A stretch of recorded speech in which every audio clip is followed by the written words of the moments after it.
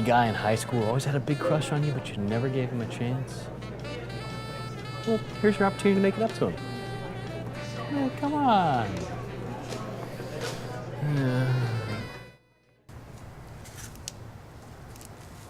9/16. Hey Jerry, it's that blonde. Hi.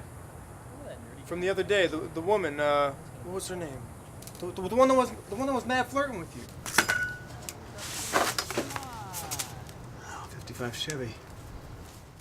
Every Friday afternoon, I drove down to the track. It was the ultimate performance. I wore the same shirt every time. I looked the part. They couldn't tell the difference.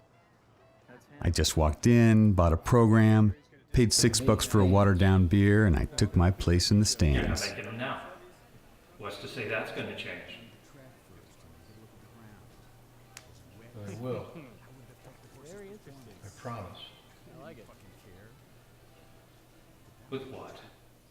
Bobby, you start doing jobs again? When I came out of film school, I basically decided to stay here in Arizona instead of going to LA or New York like a lot of the people did. And the reason I did that is because I think that you can make movies anywhere. Basically from the start, we decided that we would release all of our films straight to the internet and that we wouldn't mess with festivals.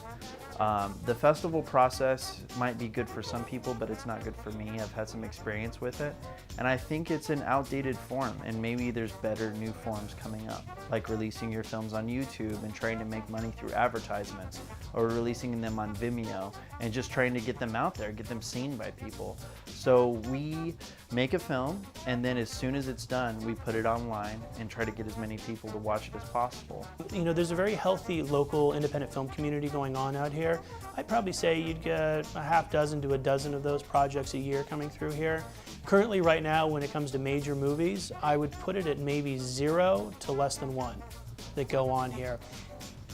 With Running Wild Films, we never want to move to LA or New York. We want to stay here in Arizona. It's all about developing local cinema here. So the next step is just to keep making movies. You know, keep telling stories, keep putting those movies out there, and then eventually that following will just grow and grow and grow until we have a great audience, and then we'll be a self-sustaining film studio here in the Valley. Our geography and our climate is so vast that if you come to Arizona, you start out in Phoenix, you can go 2 hours either way and you can get pretty much whatever it is you're going to be looking for. I'm not a prophet so I wouldn't know. But what I'm hoping will happen is that more and more people will discover independent filmmakers who really mark their film.